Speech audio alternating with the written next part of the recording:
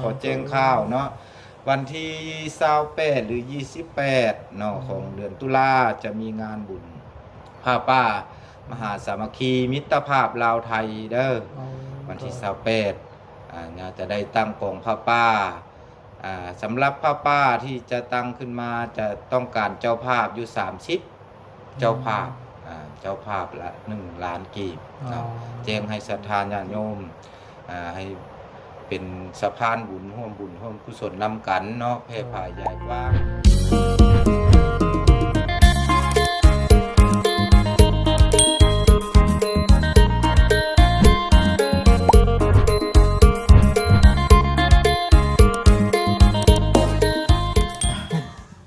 โอเคพี่น้องเลยเนาะ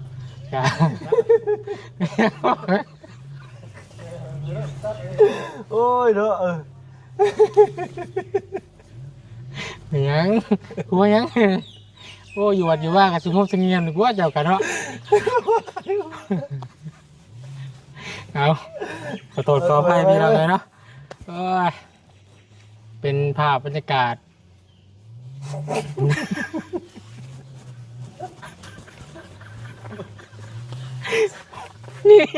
นี่ไปมึงวัดไป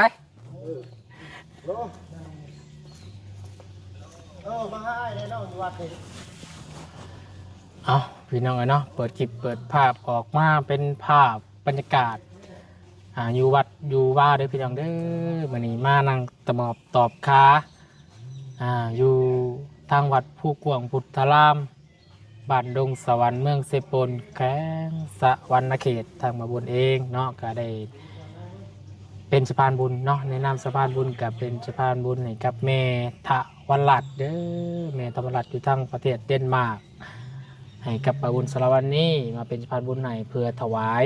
เงินเนาะจำนวน 2,000 บาทพี่น้องเลยเพื่อมาถวายให้ทางวัดทางว่าซื้อเป็นพวกกระเบื้องเนาะเพราะว่ากระเบื้องหรือว่ามุงหลังคาศาลาปะเรียนพี่น้องเลยเนาะดูวัดเพิ่นก็ยังบ่เพียงบ่พออยู่เนาะล่าสุดแต่ก่อนมาบุญเข้ามานั่นว่ายังขาดประมาณ1,000 กว่าแผ่นพี่น้องเลยเนาะแต่ณปัจจุบันนี้เนาะวันที่14เนาะตุลาบ่ฮู้ว่าวันที่ยังขาดเท่าไหร่เนาะเดี๋ยวทางบุญก็จะถามย่าอีกเทื่อนึงเนาะเอาก่อนอื่นเด้อพี่น้องเด้อกราบทักทายสบายดีพ่อแม่พี่น้องสบายดีหมู่เพื่อนกันเบิดสู่ขู่สู่คนเด้อสบายดี FC ผู้ใหญ่ใจบุญเบิดทุกท่านเนาะยินดีต้อนรับเข้าสู่ช่อง YouTube ปาวุญซาละวันอีกเก่าคือเดิมเด้อพี่น้องเด้อทางบุญเองเนาะขออนุโมทนาสาธุนำเมทวันหลัดเด้อเนาะทางแม่เพิ่นนี่ก็ได้ซอยเนาะปัจจัย 2,000 บาทซอยทั้งวัดทั้งว่าเนาะก็ขอให้ได้บุญวาสนาเกิดพี่น้องเนาะมีแต่สิ่งดีๆเข้ามาในตัวของแม่เด้อแล้วก็ให้แม่จงอยู่ดีมีแห้งให้สุขกายสบายใจได้แม่เด้อปราศจากโรคภัยไข้เจ็บทั้งปวงเนาะแม่เพิ่นก็ซอยได้หลายครอบครัวพี่น้องเนาะต้นๆก็ครอบครัวทางแม่น้องวิเนาะแม่เพิ่นก็ซอยโดยมาตลอดพี่น้องเนาะหลังจากกระบวนได้ถวายทางวัดทางว่าเนาะก็สิได้เลาะลงไปเยี่ยมยามทางแม่น้องวิเพิ่นพี่น้องเนาะเป็นจังได๋นี่เนาะเอาก็เดี๋ยวไปมอบถวายนำกันเนาะทางแม่ทวันรัตน์ฝากกันมา 2,000 บาทเนาะแล้วไปถวายให้กับทางญาติเพิ่นแล้วกันพี่น้องเนาะไปพี่น้องไปเอาบุญนำกันเด้อวันนี้เด้อพาพี่พาน้องเขามาวัดมาว่าแน่พี่น้องเนาะเขามากโอ้ยพี่น้องเนาะสงบเสงี่ยมคักอะไรเนาะได้ยินเสียงนกเสียงกาแซวอยู่พี่น้อง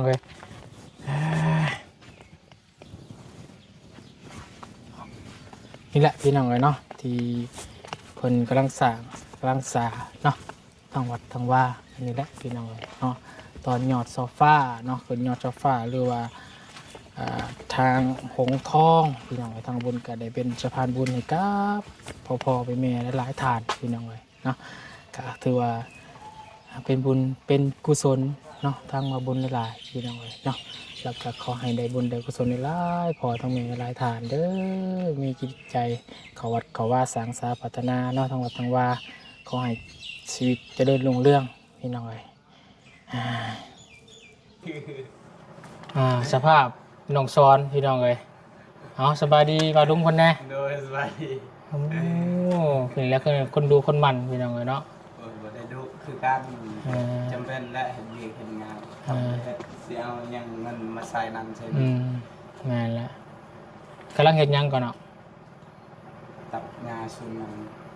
ตัดชุดงามก่อ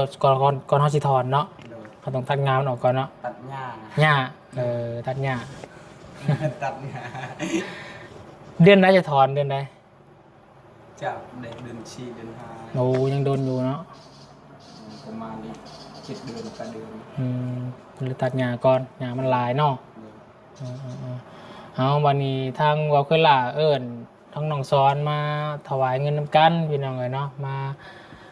ทำบุญเนาะเขาวัดเขาว่าเพื่อเมื่อหนาเมื่อนอนเพื่อนจะได้ฟันอีกเนาะมือก่อนมาเฮ็ดเวียกอยู่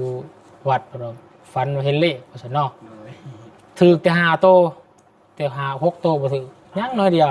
เกือบได้10 ตึกโอ้ยเราลืม เกือบสิได้ไปทำบุญที่นี่แล้ว เกือบ มาออกมา เดี๋ยวบอก ใช่กันนะการ ทางแม่ยังบอกย่ามันอยู่ตูนเด้อผมอ่านถือ ซื้อบอกคนอื่นอ่านยากน้อยหนึ่งเลยเนาะ เราผสมไทยอยู่ซะจานพวกหัวใจอีกคนเนาะ อ่านว่าได้ใดว่าเจ้าเขียน ยายใจดีทางฝั่งไทยเจ้า โอ้ยายใจดี โดยแล้วก็พร้อมทั้งแม่นางทั้งฝั่งไทยเจ้า อันนี้ ไม่ออกไม่ออกแม่นางบอก โดย โยมแม่นาง โยมแม่นาง ฝั่งไทย แล้วก็ยายในคนบอกซื้อบ่ บ่จะ คือยายใจดีเนาะ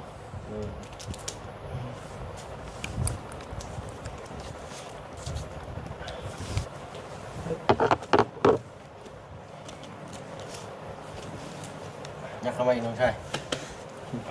พรทำกัน ทางบาบุญเองพี่น้องเนาะก็มีปัจจัยจากเมทวรัตน์เนาะ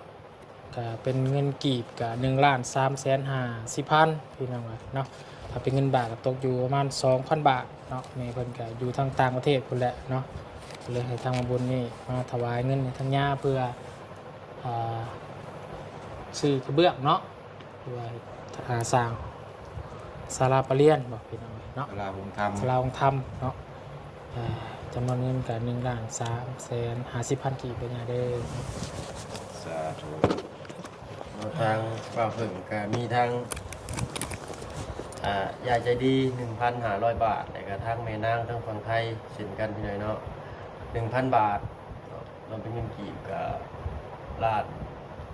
500,006แต่ตื่นพอดีเป็น1,600,000กีบเลยพี่น้อยเนาะก็บุญรวมกันกับทางแม่เป็น สาธุเอาก็ขอเจริญพรมายังญาติโยมเนาะผู้ใจบุญทุกท่าน ที่ได้ฝากปัจจัยมาร่วมบุญร่วมสร้างศาลาโฮงธรรมหัวแจกหลังไม้อยู่ที่วัดภูขวางพุทธารามบ้านดุงสวรรค์มีดังนี้เนาะขออนุโมทนาบุญนำโยมแม่ทะวันรัตน์เนาะจากประเทศเดนมาร์กเพิ่นฝากปัจจัยมาร่วมบุญประมาณ 2,000 บาท เป็นเงินกีบ1,350,000 กีบอนุโมทนาบุญนำโยมแม่ทะวันรัตน์เด้อ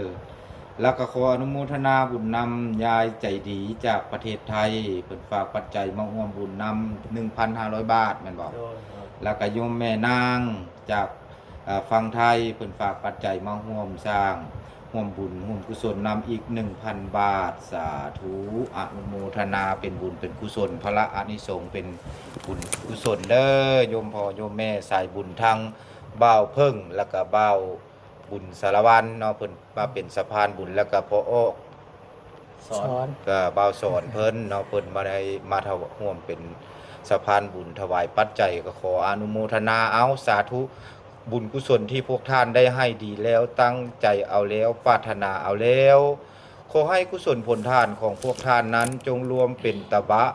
เป็นพลวะเป็นปัจจัยเป็นอัธยาศัยเป็นนิสัย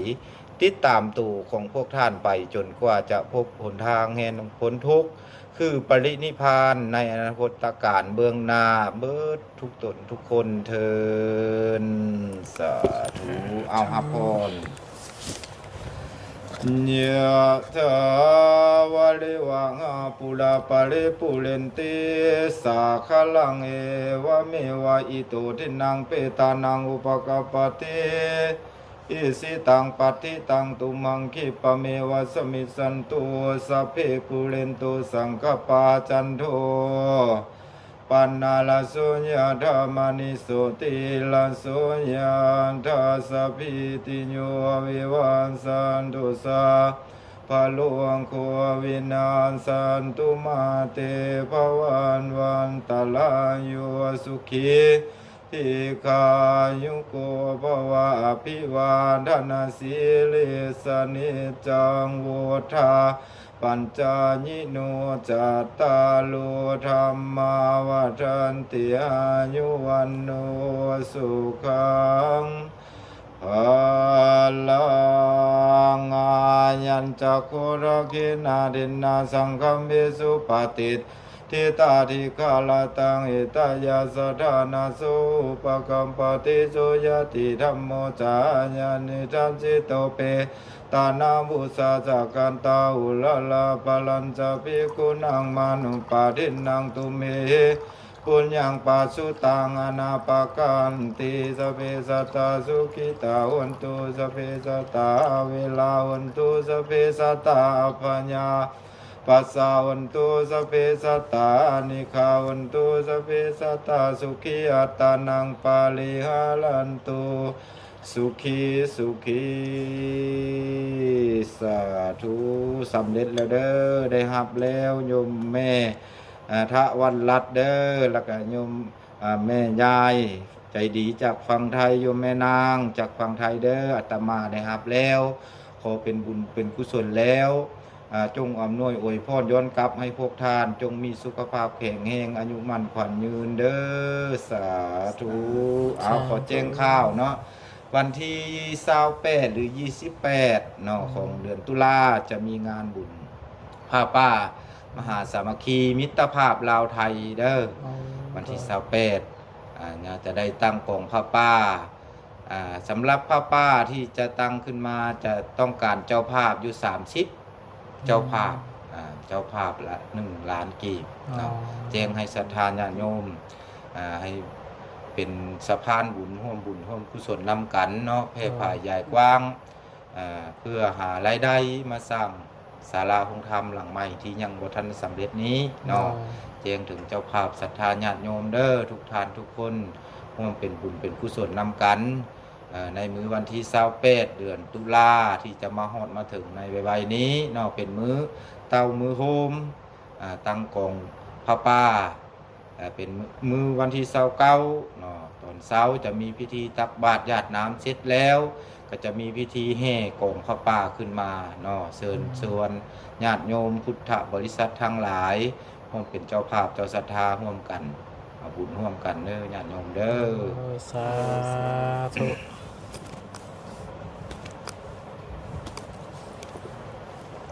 เนาะก็ถือว่าเป็นข่าวดีเนาะเป็นบุญใหญ่พี่น้องเอ้ยที่มีทางญาติเพิ่นได้แจ้งเนาะเป็นบุญผ้าป่าเนาะมันยิ่งบ่กี่มื้อได้เนาะมันนี่ก็วันที่14แหละนี่14มื้อนี่2 ทิศบุญบันดงมี14ยังอีก4มื้อบ่ 28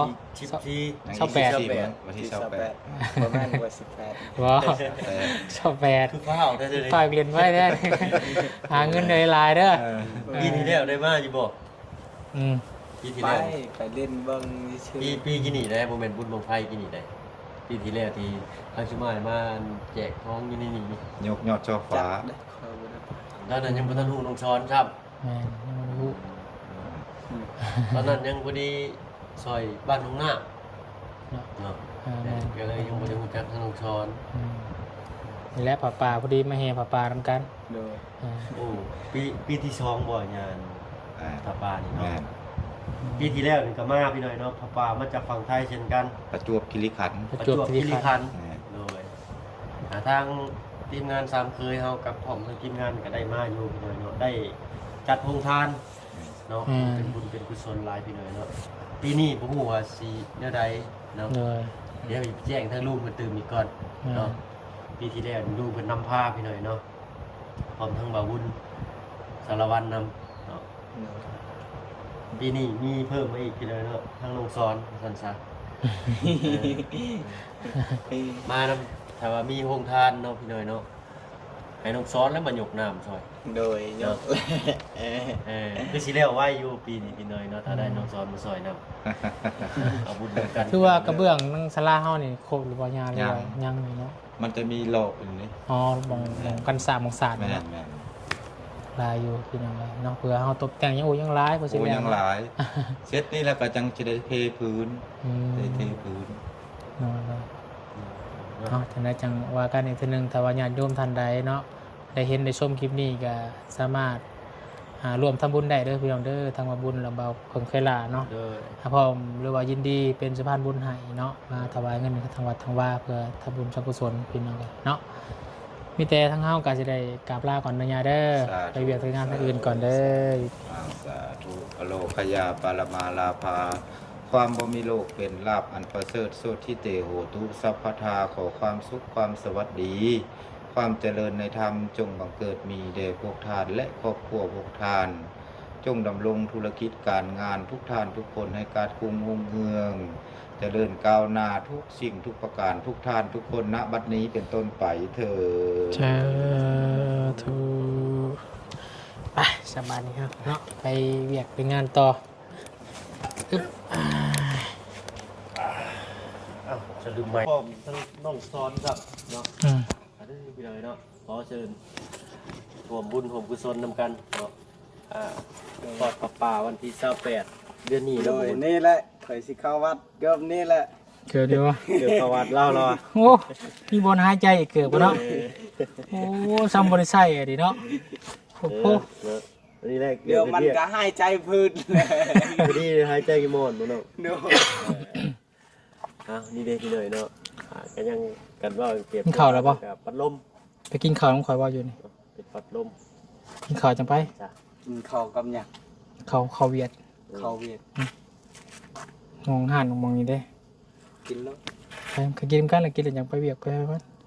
ข่อยแล้วเนี่ยเราจะไปกินข้าวแล้วยังไปเวียกยังบ่ได้กินข้าวเช้าซ้ำ ไปเวียด ที่ ที่ พื้ ใส่ นเลยเนาะ พู้นแหล้วแถว